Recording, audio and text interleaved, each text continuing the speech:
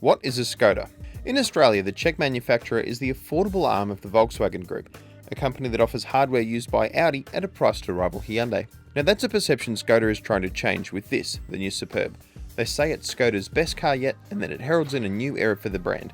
It's a little bit like the Hyundai Genesis, in that it's a big car with plenty of equipment that's trying to compete with more established luxury brands.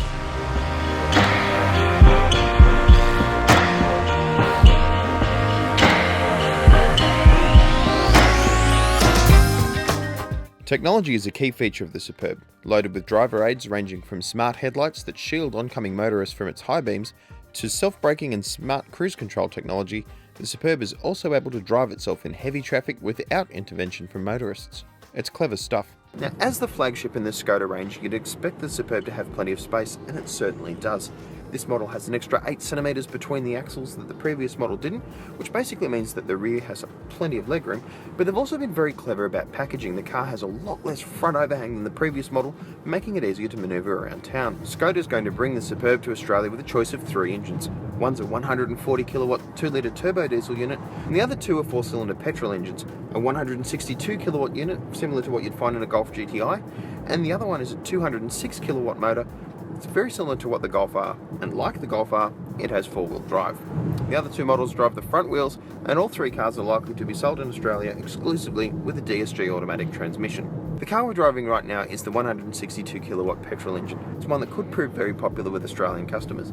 It's a very refined motor, this, one that has a lot of flexibility, makes plenty of torque down low, but it also can rev out a little bit if you'd like it to. It's quite efficient too, and it's an excellent match for the DSG transmission, which has a sports mode, or you can use it manually using either the gear selector or paddles here behind the steering wheel. Now, the Superb is based on the same platform as the upcoming Passat, which means that it's quite light and very stiff as well. Makes for a fairly good drive. Now, the Superb allows you to choose between various driving modes, including an eco mode for fuel efficiency, a comfort mode for when you've got passengers in the back, regular mode for everyday driving, and a sports mode if you want to have a bit of a go. Now, the systems interact with most parts of the car's hardware. It affects the way that the steering feels, how the transmission behaves, your throttle response, and also even the ride by changing the way that the valves and the shock absorbers behave. Now, on the road, the Superb is fairly impressive. It's tuned for comfort rather than speed, so it can get a little wallowy over some big bumps, but for the most part it absorbs imperfections without any fuss at all and is a pretty good thing to steer. The car has fairly light electric steering that doesn't offer a lot of feel, but it's pretty inoffensive and I think that most buyers would be fairly happy with it. Skoda is right, the Superb is so much more than a cheap Volkswagen.